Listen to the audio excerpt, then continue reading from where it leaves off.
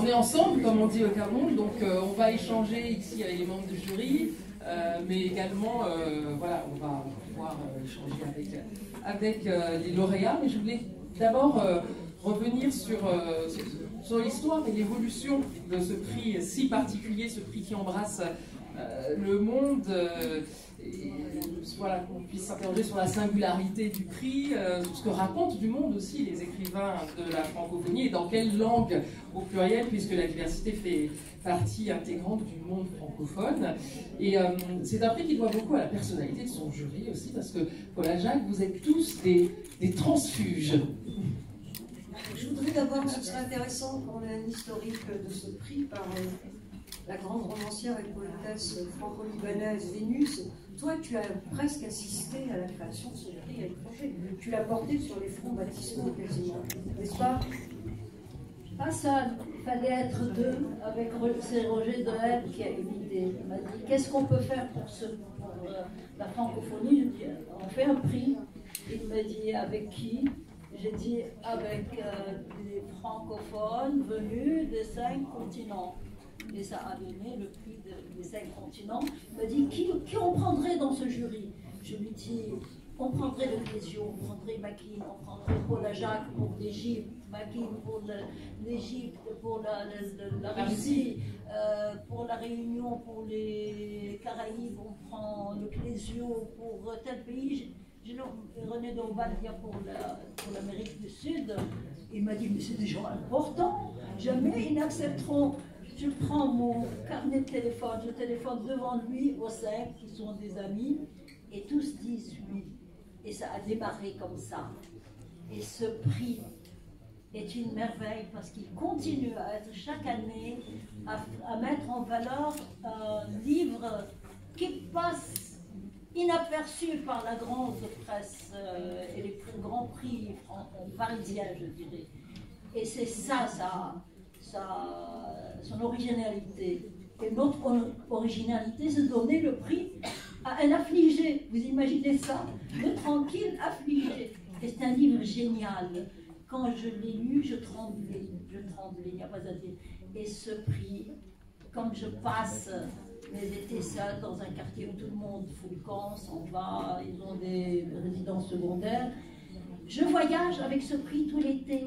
J'ai été cette année en Chine avec Gévaudan, j'ai été dans le Rif algérien avec Alexandre Ferraga, j'ai été avec Beyrouth en Mauritanie, j'ai été un peu partout, j'ai voyagé, je n'étais pas fixe à Paris. Voilà, c'est tout ce que je voudrais dire, mais j'aimerais aussi attirer l'attention sur un fait, c'est que le Liban est le dernier pays francophone d'Orient. Dans tout ce monde arabe, il n'y a plus que le Liban qui parle le français. S'il vous plaît, on a besoin d'un comité libanais. Il ne coûtera rien à la francophonie. Nous donnons notre cœur à ce prix. Nous prendrons les livres de là où nous sommes, nous en parlerons dans notre presse. Merci. L'appel est lancé.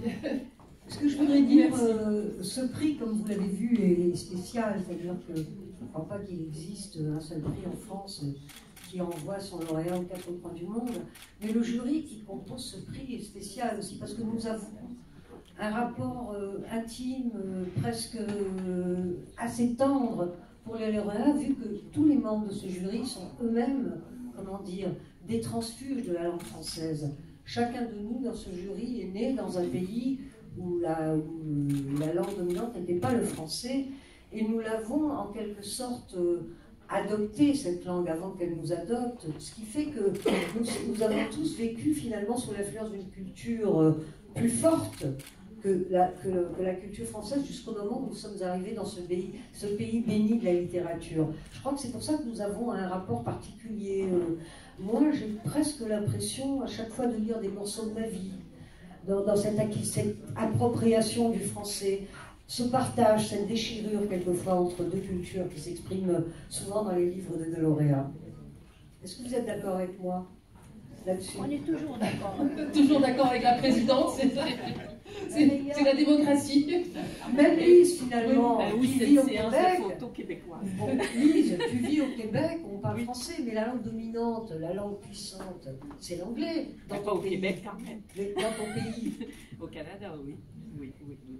En fait, la langue dominante, certainement au Canada, c'est l'anglais. Mais au Québec, oui, d'accord, mais au Québec, c'est le français. Cependant, c'est une langue qui, je ne sais pas de quoi vous étiez en train de parler, je m'excuse, j'étais dans une séance de photos québécoises.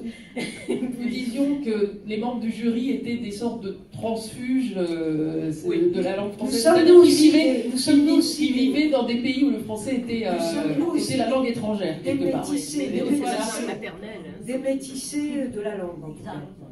Mais chez nous, en fait, pour les écrivains québécois, pour la plupart, en tout cas, c'est la langue maternelle. Mais à la différence de la France, en fait, où c'est la langue dominante, effectivement, la tension est toujours là, en fait. Il y a une littérature québécoise, il y a une littérature canadienne-française. Il faut dire aussi qu'il y a d'excellents écrivains hors Québec, en Acadie, en Ontario.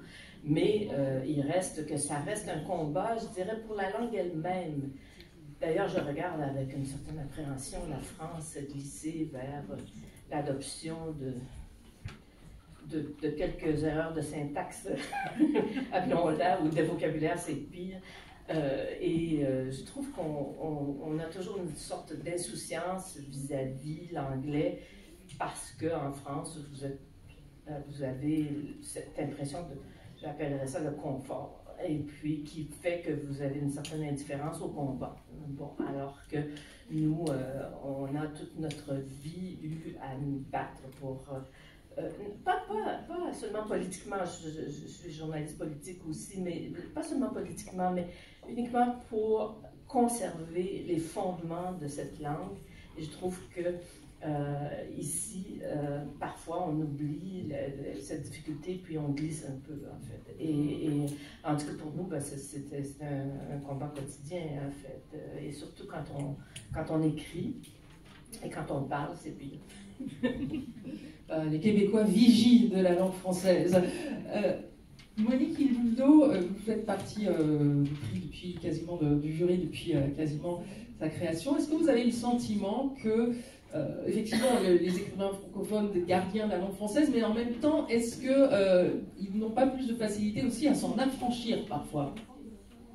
Oui, certainement. Et cette sélection en particulier nous a démontré que les écrivains francophones, ils jouent avec la langue française, et chacun, on a eu 3-4 livres où vraiment, on a vu comment ils recréent leur propre langue à partir de cette langue française, ils l'enrichissent, et parfois, on peut dire même qu'ils la déforment, mais voilà. La bouscule. Voilà, ils la bousculent en tout cas. Voilà. Mais pour revenir vraiment au prix, je dis, il y a 2 mots que moi je dis souvent en parlant du prix des 5 continents. La liberté et puis la diversité. La liberté, on en a parlé tout à l'heure, donc de ce jury qui effectivement n'a de compte à rendre même pas la loulière, et vraiment lit les livres de façon autonome. Moi à Ouagadougou, d'autres vraiment de façon séparée se rencontrent le jour de la délibération et discutent de leur lecture et de leur choix. Et puis diversité, parce que chaque année les livres viennent d'un peu partout, même si c'est vrai, chaque année on dit il faudrait peut-être faire l'effort pour que les éditeurs du Sud soient plus représentés, mais en tout cas il y a quand même une grande diversité dans les livres qui sont reçus, et que les comités de lecture ont la chance de lire vraiment une centaine encore cette année. 135 on a lu. Bon, j'ai pas lu les 135. Comment? Oui, je crois que nous avons beaucoup lu depuis que ce pays existe, et c'est une chance.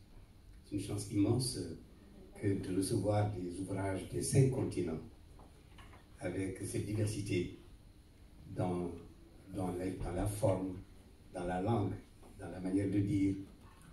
Mais c'est une chance inouïe de s'enrichir de toutes ces productions. Je crois que les comités de lecture ont un peu plus de chance que le jury. Ils ont plus de chance parce qu'ils lisent beaucoup plus. Ils ont plus de chance aussi parce qu'ils n'ont pas l'embarras du choix. Ils sont moins embarrassés. Ils ont 10 lauréats, ce qui est assez aisé. C'est moins compliqué que de choisir un parmi les 10. Mais c'est quand même une tâche ardue de lire les 135 ouvrages de cette année et d'en choisir 10. Parce que justement, la littérature francophone, elle est extrêmement belle. Nous avons de très grands auteurs. Et ce prix, je crois que c'est de mon point de vue, hein, c'est le meilleur des prix littéraires, qui permet de couvrir le monde, qui permet de s'enrichir de tout cela, comme j'ai dit tout à l'heure, et qui permet de faire éclore certains écrivains et de confirmer d'autres. Quand j'ai entendu tout à l'heure d'abord l'administrateur, l'administratrice et l'auteur parler de ce livre, j'ai eu l'impression qu'ils étaient dans le jury, en tout cas ils l'ont lu de manière très, très forte. Et ce qu'ils en ont dit est très puissant et qui rend compte exactement de ce qu'est ce prix littéraire. Il y a quelque chose qui s'en dégage qui est impressionnant. En tout cas, au niveau des comités de lecture, tous, nous sentons bien que ce prix traduit la langue française, qui, comme disait Senghor, dont la salle porte le nom, et qui est un des initiateurs, c'est une littérature métisse. Et le métissage dans nos sociétés est fondamental. Quand on lit ce qu'il a écrit, nous, Madame Kouligata a dit tout à l'heure qu'en restant ici pendant l'été, elle a quand même voyagé dans plusieurs pays. Mais elle découvre la francophonie et le monde entier, dans toute sa diversité, dans toute sa richesse. Ce prix est irremplaçable. Il faut le conserver, il faut l'enrichir, il faut le développer, il faut l'encourager et permettre aux jeunes écrivains, aux écrivains confirmés de continuer à participer. Et que, plus que les 135 que nous avons reçus cette année, nous en recevions 200 pour l'année prochaine. Nous sommes prêts à les lire. Encore un autre appel est lancé. Jean-Marc Thierry, ce que vient de dire Racine Senghor, c'est finalement, peut-être que vous l'avez découvert en sortant de votre rue grâce à ce prix, c'est la puissance des voix francophones. Oui, et d'autant qu'en Belgique, il y a une tendance absolument catastrophique qui est, dans la mesure où les francophones sont nettement minoritaires dans le pays, ils sont plus que 40%, je crois, de francophones, les néerlandophones ayant pris depuis longtemps, mais cette fois-ci avec un nationalisme exacerbé et assez puant, ils prennent le pouvoir, mais prenant le pouvoir, ils n'imposent pas la langue néerlandaise, c'est la langue anglaise qui prend le pouvoir. Les publicités en Belgique, Belgique francophone, principalement à Bruxelles, qui est cette ville internationale, on ne voit quasiment plus de publicité ni en néerlandais ni en français, mais en anglais. On va sur des sites, par exemple comme les transports en commun de la ville de Bruxelles, c'est en anglais. Bon. Qu'importe ce que je crois que... Vénus a dit une chose qui m'interpellait, que je trouve tout à fait vrai, que le prix des 5 continents n'amène peut-être pas beaucoup d'égards à l'égard de la presse locale, c'est-à-dire française ou francophone européenne. Par exemple, en Belgique, le prix que j'ai reçu n'a pas fait l'écho de plus de 3 lignes dans un petit journal. Qu'importe, on s'en fout, puisqu'il y a RFI derrière qui passe et qui te donne la voix à gauche et à droite dans le monde. Qu'importe, puisque c'est TV5 Monde qui aussi te donne la possibilité de parler aux gens. Et c'est vrai que ce prix est non seulement un prix de prestige, mais ça j'en suis intimement convaincu, et bien avant de l'avoir reçu, parce que j'en ai toujours été jaloux. Tous ceux qui avaient... Non mais c'est vrai que j'entretenais une jalousie chaque année, parce que un tel et un tel avaient pris, ou une telle. Et c'était c'était comme un rêve. Et en second lieu, oui, il faut le défendre, parce que, par exemple, au Vietnam, qui fait partie de la francophonie, il y a de moins en moins de francophones et de francophiles. Là aussi, la langue anglaise prend le dessus, et très largement dans l'administration. Il y a un ami vietnamien qui fait une thèse sur la francophonie et la francophilie. Il vient du centre du pays qui est Hue, la ville traditionnellement et la région traditionnellement francophone. Et là, il reste un noyau de pur et dur, des petits Gaulois comme Astérix, quoi. Mais c'est un danger que cette langue soit, non pas mise à l'écart, je ne crois pas, ni que la culture ni la littérature, mais que ce soit comme un bastion comme ça de résistance, et il y a plus que ça dans une littérature. On a autre chose à faire que de simplement se battre pour la survie d'une langue. Et voilà, c'est la liberté de chacun, c'est la position de chacun, c'est le monde. Il ne faut pas le conquérir, pas du tout. Pas du tout conquérir quelque chose. On n'a pas besoin de pouvoir, mais qu'on existe. Voilà. Ce prix le permet effectivement à la francophonie littéraire d'exister. Abdourahmane, Ouamérique, on n'a pas encore entendu une réaction à tout ce qui s'est dit. Ben moi, en fait, j'ai savouré, j'ai pris la pause. Bonsoir. Je suis un de plus récent membre du jury et j'ai, comme disait Jean-Marc Torine, qui dit la vérité. Cet homme dit la vérité. En tant qu'écrivain, on s'est jalouse évidemment. Et moi, longtemps, j'ai non seulement jalousé les gagnants, parce que j'avais des collègues de compétition, on va dire des gens comme Alain Mabankou ou Wilfried Zandé, quand qu'ils avaient eu le prix, j'étais à la fois heureux pour eux aussi. Moi, le compétiteur, un peu jaloux, n'est-ce pas? Et j'ai jalousé aussi les membres du jury, qui est un prestigieux membre du jury. J'en voulais en être. Voilà, je suis arrivé maintenant. C'est pour ça que je ne parle pas beaucoup et je prends la pause, n'est-ce pas? Mais plus sérieusement, c'est aussi l'écriture, ce sont des temps de solitude, ce sont des transmissions, mais c'est aussi une confrérie. Et donc, le fait qu'on soit là, juste présent, à prendre la pause, même sans rien dire, est pour nous important parce qu'on fait partie de la famille. Donc en plus, d'autant si on peut plus pousser un livre un jour, les Tranquilles affligés ou Après la mer, c'est encore mieux parce que c'est la confrérie qui reconnaît et qui accepte d'autres membres de la même confrérie. Donc ça c'est vraiment précieux. Et on n'est pas sous la pression des maisons d'édition parisiennes par exemple, ou ce que j'appelle la géopolitique éditoriale. Nous sommes ici dans un temps entre nous et c'est tellement précieux qu'on n'en a pas souvent l'occasion dans l'écosystème de la langue française. Peut-être là où j'aurais fait une autre note un peu légèrement différente, parce que souvent quand on parle des affaires francophones, très vite on va, avec l'Afrique on va dans les déclinismes. Comme on parle d'afro-pessimisme, là il y a aussi un franco-pessimisme. Mais moi je m'inscris en faux, il y a un lieu où la langue française, ou en tout cas les études littéraires francophones sont vraiment même la bouée de sauvetage, c'est dans les départements d'études américaines, enfin dans les universités américaines, dans les départements d'études romanes. Moi j'enseigne à Washington les études francophones, et nous avons sauvé le département d'études françaises parce que la francophonie, en tout cas à l'intérieur de l'espace francophone, ce qu'on appelle la francophonie, vient apporter des nouvelles questions, des questions qui n'étaient pas interrogées par la littérature française hexagonale, par exemple, la question de la mémoire, de l'esclavage, l'identité, etc., le cosmopolitisme. Donc ce sont la fraction, on va dire, francophone des études franco-françaises ou romanes qui vient apporter un supplément d'aura, mais aussi en matière, comme dirait, des chaises et des étudiants. Donc on voit bien que les littératures de langue française et les francophones viennent sauver d'ailleurs le département. Là où par exemple le département d'études portugaises décline, de langue allemande décline, l'italien a quasiment disparu et l'espagnol a monté, les départements d'études françaises sont maintenus à flot, si j'ose dire, voire même parfois augmentés par l'apport francophone. Voilà, en tout cas, un écrivain heureux et qui prend la pause simplement avec ses confrères. Merci. C'était important de le souligner en effet. La francophonie au chevet de la littérature française aux États-Unis. Paul Alac. Oui, je voudrais ajouter quelque chose, rebondir finalement sur cette sensation que nous avons tous et qui est justifiée d'une langue française menacée par les langues dominantes économiquement et techniquement dans le monde, qui sont l'anglais et peut-être plus tard l'allemand, on verra.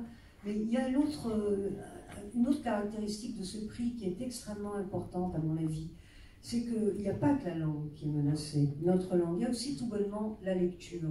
Comme vous le savez, l'édition en France traverse une crise et qui est suscitée en grande partie par le fait que les gens se détournent des mots, vont vers l'image.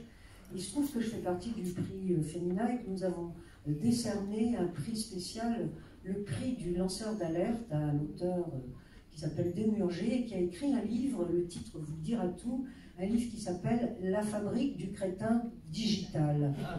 C'est-à-dire que l'auteur met en lumière à quel point toutes ces plaquettes qu'on distribue maintenant dans les classes d'école, que les enfants s'empressent de lire, constituent un danger non seulement pour l'accès aux mots, à la lecture, mais simplement ça provoque vraiment une espèce de rétrécissement du cerveau. Je veux dire, il a fait des études sérieuses là-dessus, manque d'imaginaire, et aussi rupture de lien social. Notre prix, le prix du francophonie, propulse physiquement un auteur dans ces pays-là. Il le met en contact avec des lecteurs. Vous ne pouvez pas imaginer, enfin vous le savez peut-être, l'importance d'un dialogue, d'un contact physique entre des lecteurs potentiels et un écrivain. Là, ça change tout, quoi. Effectivement, le fait physiquement, l'auteur que nous envoyons dans ces pays-là est un ambassadeur de la lecture et de la langue française. Et ça, il n'y a que le prix des 5 continents qui produit ce miracle. Je peux rebondir là un peu, tout en partageant l'inquiétude devant le crétin digital. Effectivement, je suis assez proche des milieux d'éducation et je sais à quel point c'est séduisant actuellement cette idée. Même au Québec, on vient d'inventer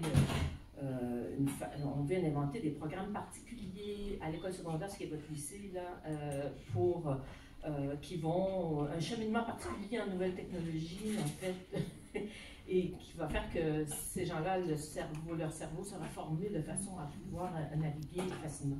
Mais il y a aussi un autre phénomène contemporain qui n'est pas une menace nécessairement, mais qui est, on dit que l'édition se meurt, mais elle ne se meurt pas tant que ça. J'ai dirigé pendant quelques années Bibliothèque et Archives nationales du Québec. C'est nous qui faisions les statistiques de l'édition. Je regardais cette année les résultats. Il ne s'est jamais publié autant de romans au Québec, et j'imagine qu'en France, on pourrait dire la même chose.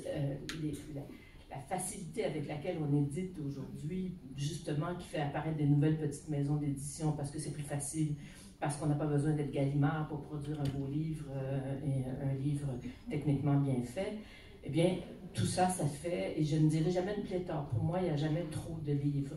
Mais il est certain que la littérature est la victime un peu de ça, parce que tout devient un récit. N'importe lequel récit trouve son éditeur. Et puis, on convainc des jeunes particulièrement que la littérature n'est qu'une narration. Ça dépend de l'histoire qu'on veut raconter, ça n'est qu'une narration.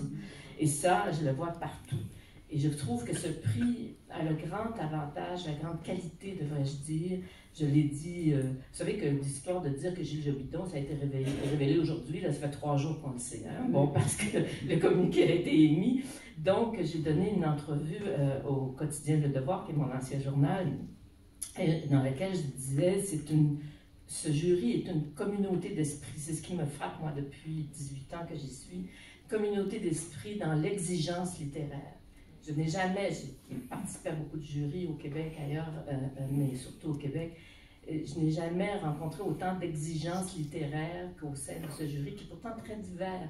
Ce qui compte, la qualité de la langue, l'expérimentation aussi, c'est le cas. Aujourd'hui, on croit que cette langue ne peut pas encore innover, qu'elle est tellement vieille qu'elle commence à être trop classique d'une certaine façon. Et là, ce jury est extrêmement sensible à la qualité littéraire.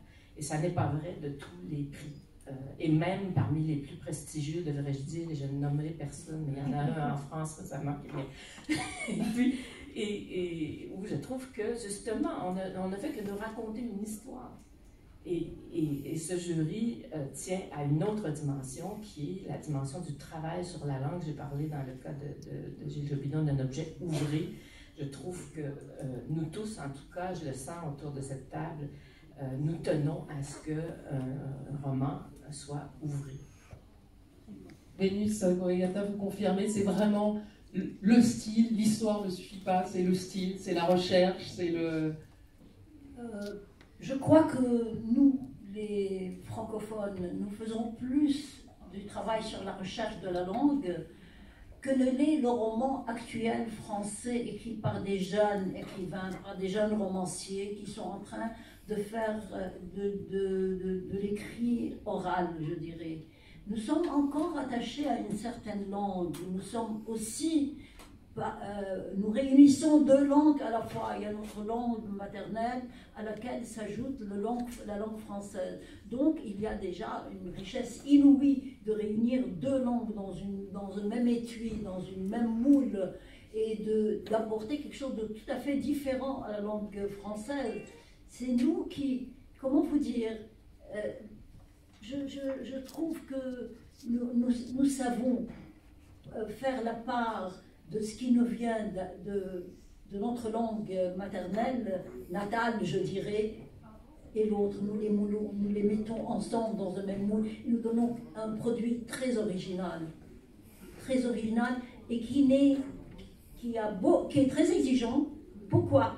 Elle a parlé d'exigence, Lise Bissonnette, parce que nous sommes loin de tout ce milieu parisien qui écoute d'une oreille les éditeurs qui sont là, qui veulent les convaincre de voter pour eux. Nous ne sommes acquis à personne, et nous avons derrière nous des comités de lecteurs qui sont Racine et d'autres qui sont d'une exigence incroyable. Cette année, ils ont fait très fort. Ils ont donné de très grands livres. Et je ne parle plus de la francophonie comme étant une agence ou un prix ou un ceci. La francophonie, c'est un empire. Bravo. Ce que disait ma grande sœur Venise, c'est le fait qu'on vient aussi, parce que nous ne sommes pas nés dans la langue française au sens de, peut-être les Québécois si, mais je veux dire, nous avons appris, moi j'ai appris la langue française à l'école, à 7 ans. J'ai parlé déjà une autre langue. Donc on a c'est précipité, d'abord dans les grandes villes africaines, on peut parler 5-6 langues, chez vous au Cameroun et ailleurs, on peut parler 6 langues tout à fait naturellement, d'une part, et d'autre part, même quand on est chez les Québécois ou chez les Belges nés dans la langue française, on a cette fragilité. Nous ne sommes pas au centre. Voyez. La langue française est habitée par d'autres. Je crois que Lise Gauvin, la chercheuse québécoise, appelait ça le surconscient linguistique, c'est-à-dire l'écrivain francophone a conscience, ou comme dirait Édouard Clisson, il écrit en présence des autres langues. Il n'est pas dans une position centrale impériale où il pense que tout le monde. C'est ce que j'ai dit à mes étudiants souvent, là j'ai fait une digresse, mais mes étudiants nés américains pensent que tout ce qui leur arrive en langue américaine. Et j'ai dit, mais Shakespeare n'écrivait pas en anglais, Goethe n'écrivait pas en anglais, il a fallu vous les donner dans une langue étrangère. Et bien nous, même quand on est dans nos langues, on écrit en présence de toutes les langues, on a cette position de fragilité, d'insécurité, on va dire, de périphérie linguistique, et c'est ça qui donne la saveur et l'importance de la langue, parce qu'on sait que la langue, elle est à la fois. Déjà, je ne parle pas de la langue d'écrivain, mais il y a des langues dans la langue, et nous ne sommes jamais dans une position de surplomb. C'est pour ça qu'on a ces soucis, c'est pour ça que la virgule est importante. Parce qu'on est toujours dans cette précipité, on est toujours au bord j'allais dire, la perte de la langue. Voyez. Donc la langue est un air oxygène, n'est-ce pas? Toujours s'en allant, et donc on est toujours à fleur de peau sur les questions de langue, parce que nous ne sommes pas au centre. Nous n'avons pas une vision de surplomb, nous avons une vision arabe éther, arabe mode, et on est toujours dans cette fragilité avec toutes ces langues-là qui sont pas des ménages, je veux dire, mais qui sont des langues qui fermentent notre langue. Très bien dit. Monique, oui, en même temps, je voulais juste dire, je suis d'accord, mais en même temps, il y a quand même cette liberté-là qu'il faut rappeler. Que les francophones et les livres qu'on a eu cette année, je le répète, vraiment, il y en a qui ont joué avec cette langue française, qui ne se sont pas gênés. Et je pense que oui, il faut qu'il y ait cette liberté-là. En parlant de langue, il y a une phrase dans le livre qui m'est revenue. La langue maternelle des femmes est le silence. Et j'ai trouvé ça très beau, parce qu'effectivement, savoir se taire parfois aussi, c'est très important et pas toujours facile à maintenir comme position. Quand on parle de la digitalisation du monde et tout ça, je voudrais dire, moi je vis à Ouagadougou et je sais que dans la périphérie même de Ouaga, et je ne parle pas des campagnes, le livre reste encore parfois un objet de luxe, inaccessible pour beaucoup. Donc, le livre papier, je veux dire, voilà. Donc, une librairie ou une bibliothèque, pardon, itinérante qu'on essaye de faire dans les périphéries des grandes villes, ça marche encore très fort. Les enfants, ils accourent, ils sont fascinés, ils veulent lire, ils veulent toucher les livres. Donc, je crois que, bon, c'est ça la diversité justement de la francophonie. Peut-être que ce qui se passe à Paris, c'est pas ce qui se passe à Ouaga. Ce qui fait effectivement une des singularités du prix, c'est aussi la richesse, enfin les éditeurs, c'est un prix qui laisse de la place aussi aux petits éditeurs. Voilà, Ça, mais c'est c'est là où je pense que l'effort doit être encore fait. Parce que, bon, depuis quelques années, il y a Elisa, il y a d'autres, mais il faut qu'il y ait vraiment un effort plus important pour inciter les éditeurs du Sud à proposer plus d'ouvrages, parce que, bon, on passe à côté quand même d'une grande partie des livres francophones qu'on ne connaît pas. Pardon, Monsieur Dehaene, quand il était à la tête de la francophonie, avait sollicité les petits éditeurs. Et quand nous avions été à Ouagadougou et tout ça, nous avions rencontré des petits éditeurs. Ils se sont vus laminés par le flot des éditeurs français importants parisiens, ce qui est normal. Chaque écrivain de ces pays, que ce soit le Liban, que ce soit le Niger, de ceci, de cela, l'écrivain commence par envoyer son livre chez Gallimard, au Seuil, à Grasset, à ceci, cela, et quand il désespère, il revient vers l'éditeur local. Et Monique a parlé de jeu, Monique Elboudou a parlé de jeu. C'est vrai, c'est un jeu, Monique, mais c'est un jeu cruel et douloureux. Quand tu es avec ta langue maternelle, que tu veux insérer dans la langue d'arrivée, la langue française, il y a un duel qui se fait dans ta tête, deux fers qui se croisent pour savoir quel est le terme qu'il faut prendre et qu'il y a le son du mot de ta naissance, de là où tu es né. Et tu as l'impression tout le temps, quand tu utilises un mot ou une phrase française, que tu vas traverser des frontières, que tu vas payer une taxe, et cette taxe, cet impôt, c'est les rajouts et les manques.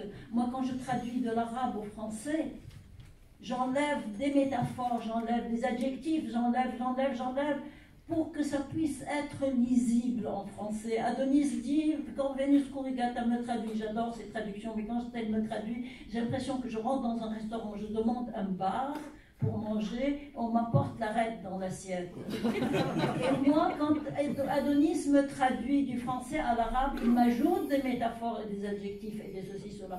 Donc il y a une souffrance, un jeu et une souffrance. Je suis totalement d'accord avec ça, mais je veux dire, si vous prenez dans la sélection de cette année le livre de Gauze par exemple, je pense qu'il ne se gêne absolument pas à vraiment bousculer, à métisser et à vraiment transformer la langue française. Il le fait de façon jubilatoire, mais voilà. On sent de la jubilation voilà, dans l'exercice. Mais sinon, je suis d'accord avec vous qu'il est parfois difficile de rendre même certaines expressions de nos langues, de ma langue en tout cas, en français, mais avec ça, il faut jouer aussi, je crois. Racine, oui, je veux enfoncer le clou, s'il vous plaît. Mais je pense que c'est ça qui fait la richesse de cette littérature, justement. C'est l'apport de toutes les particularités au niveau linguistique. Et ce n'est pas nouveau, c'est ça que je voulais dire. Ce n'est pas nouveau. Quand vous prenez les écrivains francophones africains, depuis Senghor, je suis le premier, Senghor, Birago Diop et autres, ils ont quand même les mêmes soucis aussi. Et ils les ont exprimés à travers leurs œuvres, dans la poésie de Senghor, dans sa prose, dans ses essais. On sent bien que c'est le Sérère, Senghor, qui écrit. Les effets de la langue maternelle de Senghor sont présents dans son texte. Dans les contes et dans la poésie de Birago Diop. Mais on sent aussi que c'est le Léou de Wakam qui écrit en français. Parce qu'il y a des interférences qui sont liées, qui viennent de sa propre langue, de sa propre culture. Ça va jusqu'à, Senghor avait dit, pas comme Hugo qui va disloquer ce grand nier d'Alexandrin, mais il a quand même enlevé tous les mots de subordination pour coller à la langue sérère dans ses textes. On le retrouve dans la poésie de Senghor, on le retrouve chez Birago, on le retrouve chez tout le monde. Pour le traitement de ces éléments-là, quelqu'un comme Cheikh Ali Ndaw l'a dit très clairement, qu'il faut, il écrit, lui, c'est un Sénégalais, c'est un Wolof, de Jolof qui a écrit, et il ne se gêne pas de torturer, c'est-à-dire de bouleverser les règles de la langue française. Mais ce qui est intéressant, c'est que pour les bouleverser, il n'en reste pas moins quand même un écrivain compris sur les 5 continents. Et c'est ça qui est fabuleux. À propos de l'arête dans l'assiette, quand on a la passion des mots, comme nous, hein, les écrivains, ils sont sont des gens amoureux des mots. Moi, chaque fois que je lis un livre, par exemple, qui nous vient des Antilles ou du Canada, comme le livre de Le Jobidon, et bien moi j'ai l'impression de découvrir une pâtisserie d'une délicatesse et d'une saveur inconnue. Et là, vraiment, je me régale. Oui, effectivement, un régal. On sent de la gourmandise dans ce jury.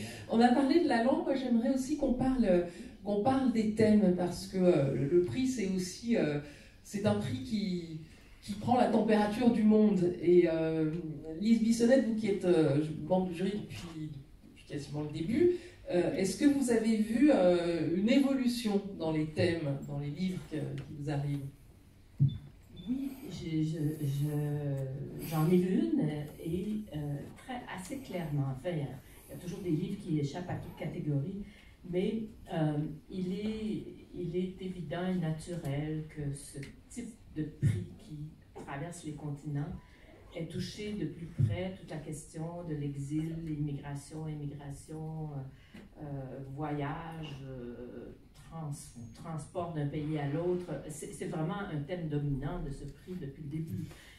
D'autant que les éditeurs, je crois, voyant prix des 5 continents de la francophonie, ont tendance à soumettre au prix, même les éditeurs québécois, à soumettre au prix des textes qui se rapportent à ces thèmes-là. Et ils se disent, et puis je suppose que c'est vrai en d'autres pays, ils se disent qu'ils n'ont plus de chance de séduire le jury de cette façon qu'en proposant un texte qui ne touche pas du tout, qui est plus ludique, qui est différent. Donc ils cherchent des choses, des thèmes qui sont parfois difficiles, parfois qui sont dans l'émotion justement de l'exil ou de la vie des exilés, etc.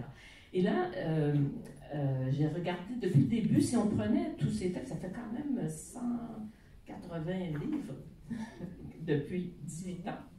Ça fait 180 ouvrages que nous avons lus.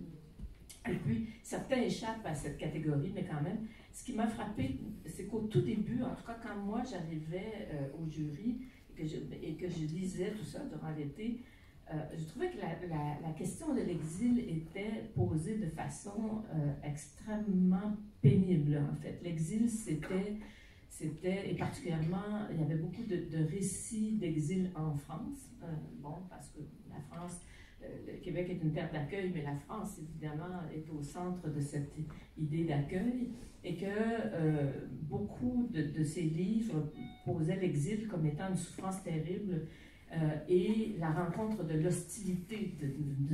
Le pays d'accueil était hostile par sa police, par sa façon d'être, par son racisme ordinaire, des quotidiens, tout ça.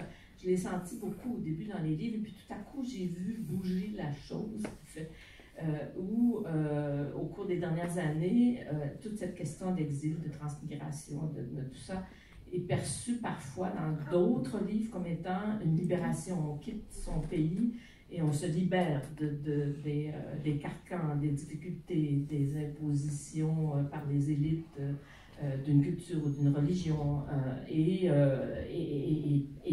s'en aller ailleurs, que ce soit en Suisse, en France ou au Québec ou au Canada, c'est une libération. Et ça, je n'avais pas vu ça au début, ça bouge de plus en plus. Et puis là, je vois arriver, et je vous dis encore une fois, il faut faire attention, il y a des exceptions à tout ce que je dis, mais je trouve quand même que le regard qu'on a sur justement la transversalité des cultures est en train de changer, et on reçoit des ouvrages qui sont inclassables de ce point de vue-là. Celui de M. Ferraga en est un. Et puis, ou alors qui parle de toute autre chose. Il faut avoir du culot, comme Gilles Jobidon, pour dire je vais vous parler de la Chine du 19e siècle. Et puis, et en se disant, ben, s'ils aiment ça, ils aiment ça, s'ils n'aiment pas ça, tant pis, mais moi je parle de la Chine du 19e siècle, tout en nous parlant évidemment de quelque chose d'universel. Il l'a dit tout à l'heure en présentant son livre. On sent passer le dialogue des civilisations, qui n'est pas un dialogue, mais qui est une exploitation. Et puis, mais on se libère des thèmes plus courants de l'exil, de plus en plus. Et au cours des dernières années, c'est ce que j'ai vu arriver. Donc, c'est pas nécessairement... c'est de l'histoire culturelle que nous sommes en train de vivre. L'histoire culturelle qui se donne dans l'histoire littéraire. Je peux intervenir? Oui, et après j'en... D'accord. C'est-à-dire que il y a une évolution certainement. Tu as parlé surtout de libération. Et ce qui est magnifique dans ce mot de libération, c'est que Alexandre Freraga n'aurait pas pu raconter le Rif algérien s'il n'était pas de ce côté du monde. Que Paul Jacques, dans La descente du paradis, dans tous ces autres livres qui racontent le Caire, l'Égypte, il a fallu qu'elle traverse la mer, qu'elle soit ici pour le voir comme il faut. Que moi, dans... Faut être à distance, quoi. Exactement. Moi aussi, dans 20 de mes livres, je raconte le Liban peut-être, parce que je suis loin du Liban. Je n'aurais jamais eu cette liberté de raconter le Liban, les Libanais, leur guerre, de cette manière si j'étais avec eux. Il fallait que ça soit de l'autre côté de la Méditerranée. C'est très juste. Je voudrais reprendre deux petites choses qui ont été dites par Vénus. D'une part, oui, essayons de créer un comité ou des comités de lecture au Liban, ce serait une très belle chose. En second lieu aussi, elle a parlé des petits éditeurs. Et je pense que, enfin, si je pense quelque chose, mais c'est vrai que les petits éditeurs ont un rôle à jouer fondamental. Enfin, je suis un bon exemple puisque mon livre qui a été imprimé l'année dernière a été refusé par 18 éditeurs français. Donc, il n'y a pas de quoi se jeter au canal quand on est refusé. Il faut s'en foutre et puis faire autre chose. À la limite, faire autre chose, mais il ne faut pas s'en inquiéter davantage parce que ça ne veut strictement rien dire, ce snobisme parisien qui est omniprésent, et je le sais pour avoir pratiqué France Culture pendant 10 ans, que c'est un milieu relativement petit, étroit, et surtout très autosuffisant. Mais bon, après ça c'est la blague quand même, parce que mais vivent les petits éditeurs d'une certaine façon, je le pense vraiment. Et par rapport à ce qui se passe en Afrique, là j'ai eu l'occasion d'en parler, alors que c'est un continent que je ne fréquente pas beaucoup, je le connais, à Bamako comme à Conakry, c'était effectivement aux écrivains africains, mais publie chez toi. Il y a ça, c'est tout. D'une part que les éditeurs africains se mettent en route pour ça, et faire en sorte que les livres coûtent moins cher en Afrique, parce qu'il y a quand même un accès à la matérialité de la chose, c'est-à-dire les 100 pages ou 125 pages éditées, ça coûte de l'argent, il n'y a rien à faire. Et là, je me souviens d'un lycée, enfin, c'était pas un lycée, c'était une école supérieure d'art à Bamako, et oui, l'achat d'un livre, ça posait souvent des problèmes à tous ces étudiants. Voilà, c'est ce que je voulais mettre en évidence par rapport à ce que Vénus avait dit. Merci Vénus. Ta proposition de faire quelque chose au Liban. Oui, j'espère que ça va donner un résultat.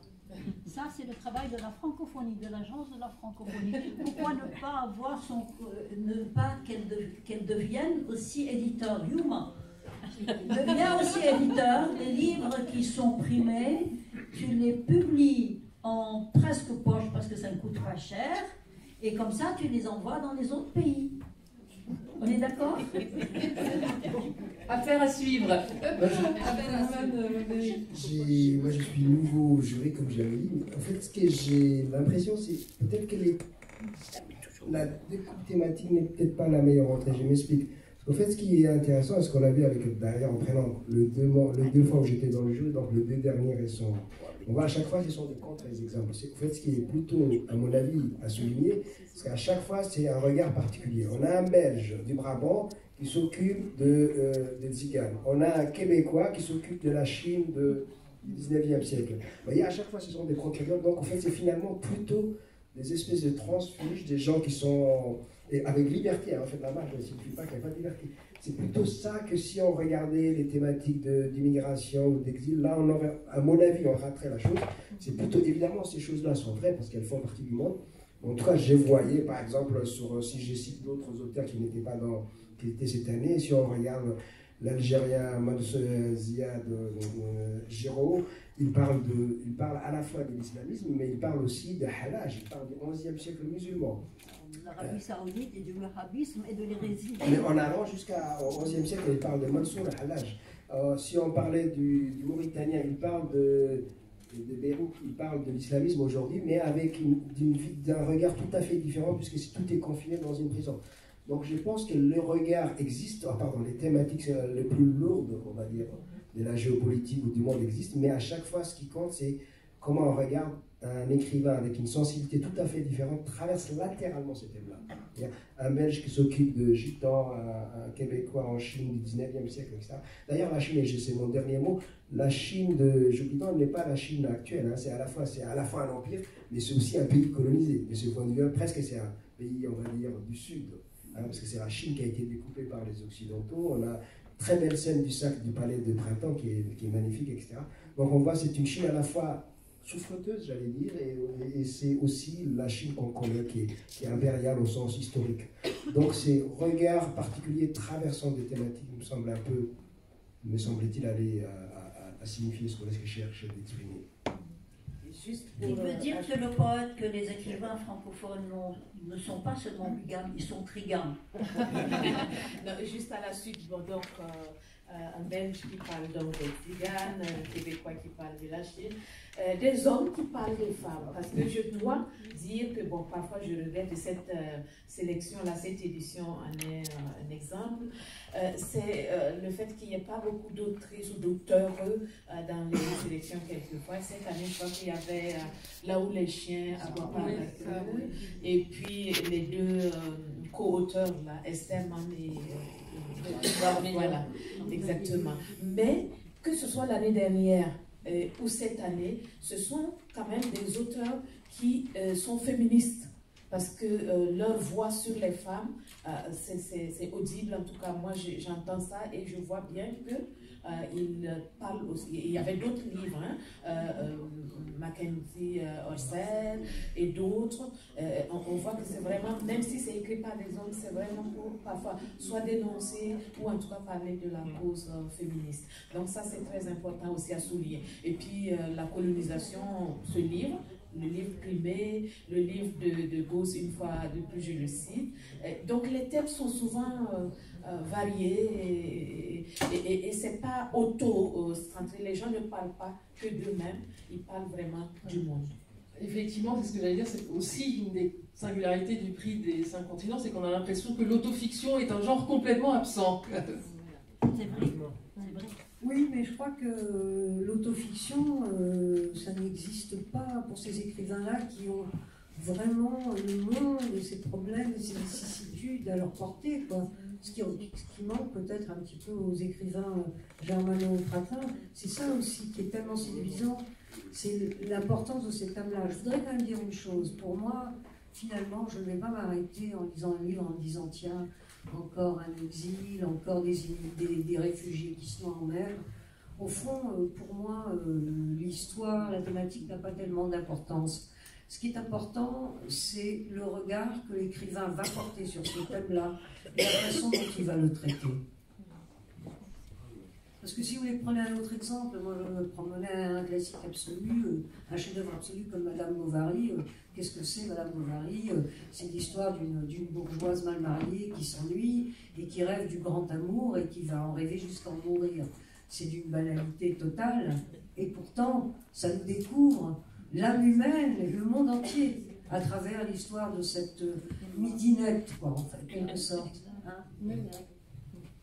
Oui, je partage parfaitement cet avis. Pour moi, le plus important, c'est le dire, c'est la manière, c'est le traitement. Les thèmes, c'est vrai, c'est important, c'est actuel, c'est plus actuel, c'est l'histoire, c'est la diversité, c'est tout ce que les gens, tout ce que les populations, tout ce que les uns et les autres ont comme préoccupation. Mais le plus important, c'est le traitement qu'on en fait. C'est cette transgression qu'on fait également de ce réel, produit quelque chose de significatif. C'est de donner un sens à ce qu'on vit ou ce qu'on ressent, quelle que soit l'approche par laquelle on passe. Moi, je pense que c'est le traitement qui est plus important. Je voudrais ajouter quelque chose. Je crois que les écrivains dans les pays qui souffrent mille maux ont de la chance d'une certaine façon. Parce qu'ils ont une thématique d'une richesse à leur portée. Moi, je me souviendrai, pardonnez-moi de parler de vous, de moi, pardon. Je me souviens, j'étais très amie avec Christiane Rochefort. Elle me disait, par rapport à ce que j'avais vécu avant mon enfance, l'expulsion d'Égypte, la dislocation de la famille, elle me disait, tu as tellement de chance d'avoir eu une enfance malheureuse. Voilà. Alors je ne sais pas pour Gilles, je ne sais pas pour Gilles Gibaudan, mais je suis sûre en tout cas que pour Alexandre Ferraga, ça a beaucoup joué dans la profondeur et l'émotion avec laquelle il a écrit ce très beau livre, Après la mer. C'est très bien. Je vais dire un mot, c'est un clap publicitaire, il a tout à fait raison, puisque mon dernier roman, qui marche très bien, qui s'appelle Pourquoi tu danses quand tu marches, est une enfance malheureuse. Fin de la pub. Moi aussi, qui a mérité des tas de doctorats et d'études, une maison au bord des larmes, et je le hais maintenant. Je le hais parce qu'on me ressasse tout le temps des histoires de mon enfance que je voudrais oublier. Ce qui fait que dans une médiathèque à Montpellier, une dame qui me dit « Ah, madame, qu'est-ce que je suis peinée pour vous, cette enfance, ce père qui voulait enterrer son fils sous les orties, c'est ceci. » J'ai dit « Il n'est plus mon frère, il est votre frère. » Moi, ce livre, je l'ai oublié. Je voulais savoir, Racine Senghor, si lors du comité de lecture au Sénégal, justement, est-ce que notre lauréat et notre mention spéciale ont été remarqués dès ce stade? Ah oui, ils ont été remarqués.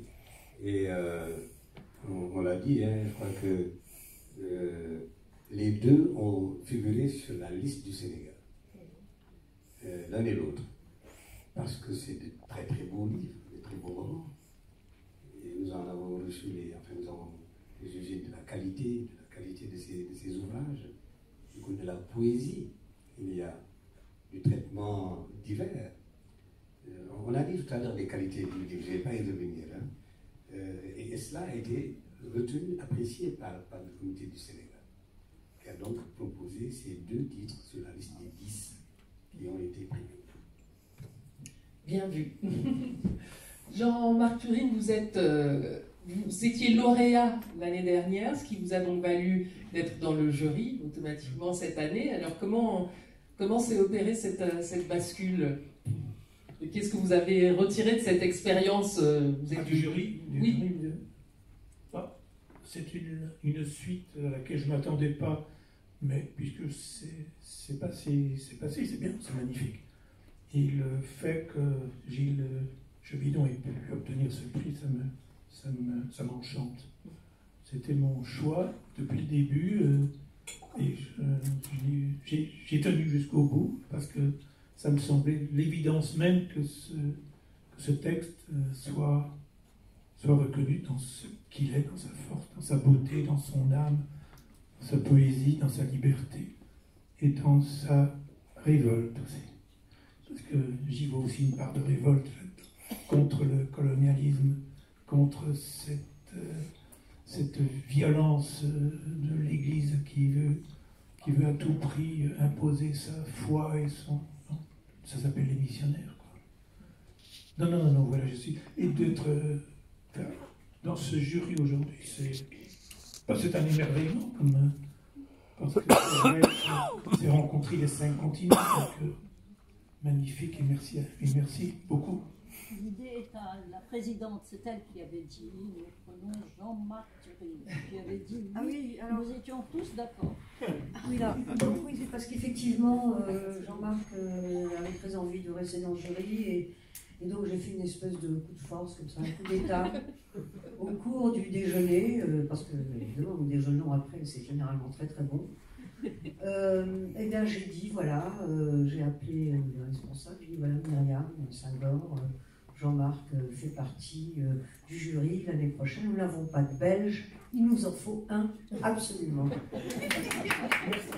Voilà, c'est désormais officiel. Alors Gilles Gibaudan a rejoint la salle pendant que vous faisiez son éloge, après une salle d'interview. Peut-être voulez-vous rajouter un mot sur Gilles ou Alexandre, sur ce qui s'est dit, sur l'importance du prix, ou s'il y a d'autres personnes dans la salle qui souhaitent intervenir, poser une question.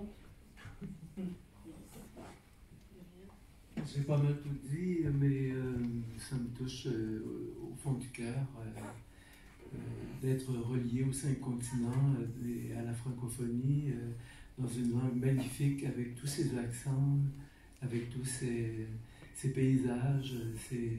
J'ai hâte de manger un peu partout, d'être sous différents soleils, différents nuages, sous la pluie, sous la neige, et de faire connaître et de connaître aussi les gens. Merci beaucoup. S'il fallait ajouter quelque chose pour améliorer ce prix déjà extraordinaire, ce prix des 5 continents de la francophonie, Madame la Présidente ou Lise Bissonnette, qu'est-ce qu'il faudrait? Quelle dimension supplémentaire?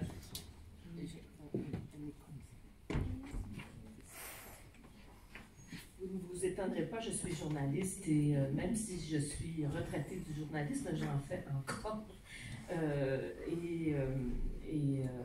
Je trouve donc, de mon point de vue, là, simplement de journaliste depuis toujours, que ce prix n'a pas le rayonnement qu'il devrait avoir. Je le disais encore au Devoir il y a 3 jours, chez nous, au Québec, au Canada, en particulier au Canada anglais, bien sûr, il existe un prix international qui fait vibrer tout le Canada et qui amène chaque année des spéculations, qui va gagner le Booker. Vous connaissez le Booker, bien sûr, qui est issu des pays du Commonwealth et qui, chaque année, couronne quelqu'un qui écrit en anglais, qui peut être un Australien, un Canadien, rarement des Américains. Je ne sais pas pourquoi ils participent peu à ce prix, mais il est quand même d'un très, très grand prestige. Je dirais c'est presque un Nobel pour qui le gagne le fils d'un de mes amis qui écrit en anglais, l'a eu il y a quelques années, et puis on en rêve encore. Hein. Et cette année, c'est la grande Margaret Atwood qui a été co-lauréate avec une lauréate de l'Afrique du Sud. Et là, il y en avait plein les journaux, y compris au Québec. Hein. C'était la chose, le Booker cette année. Bon, et chaque fois, je suis profondément frustrée parce que je me dis, le prix des 5 continents de la francophonie devrait avoir le même rayonnement. J'exagère un peu parce que le Booker est dur depuis longtemps, c'est tous les pays du Commonwealth, c'est la langue anglaise, bien sûr, qui communique plus facilement ses enthousiasmes. Mais on devrait avancer.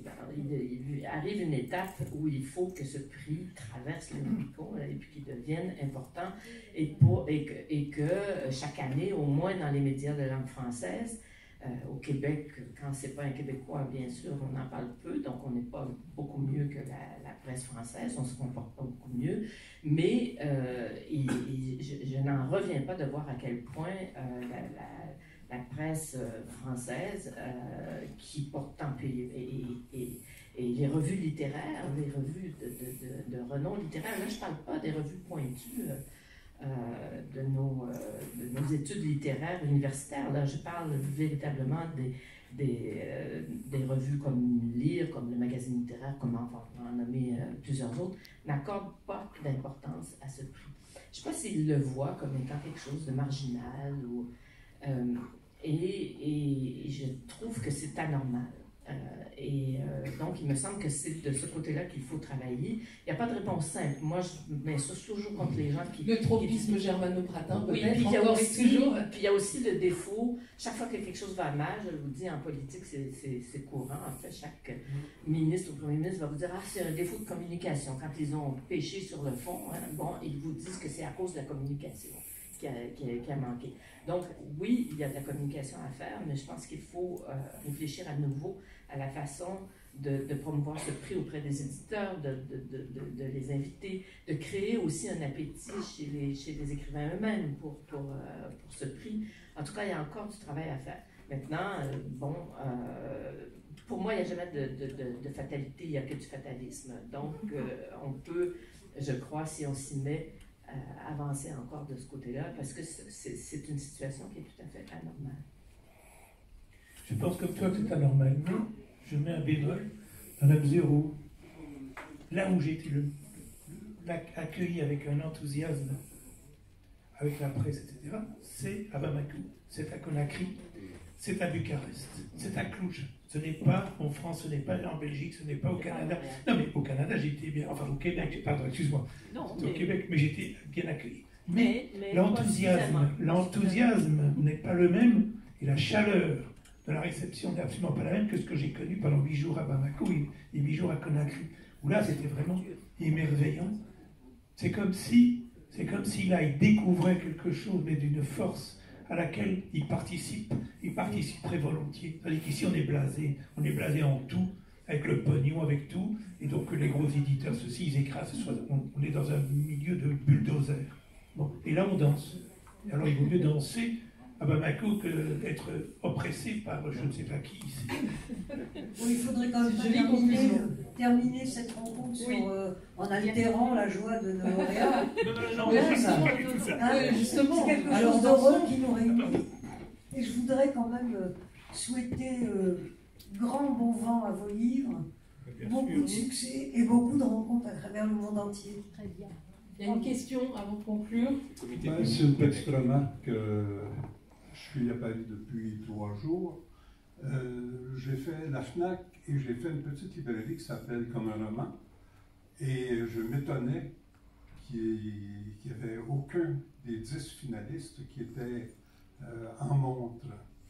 Et Comme un roman, qui est une petite librairie mais qui est fort sympathique et très bien articulée, on m'a dit on n'était pas au courant des 10 finalistes. Bien sûr, le grand finaliste n'est pas là. Par contre, il y a une vitrine avec tous les bandeaux rouges là, qui sont présents. Parce que les libraires attendaient le lauréat. Maintenant, le lauréat a été proclamé aujourd'hui, il faut s'y mettre. Il fallait connaître le lauréat d'abord. Mais de savoir qu'il y a 10 finalistes qui pourraient être représentés en vitrine, je pense que ce serait, dans le sens que Mme Bissada vient de dire, ce serait une forme de promotion. Au moins que la liste soit disponible. Si c'est à la FNAC, mais que ça puisse être sur la liste des disponibilités. Eh bien voilà un objectif pour la prochaine édition. Merci beaucoup à tous. Et puis bravo encore, Gilles, bravo à tous. Merci. Merci, Elisabeth. Voilà.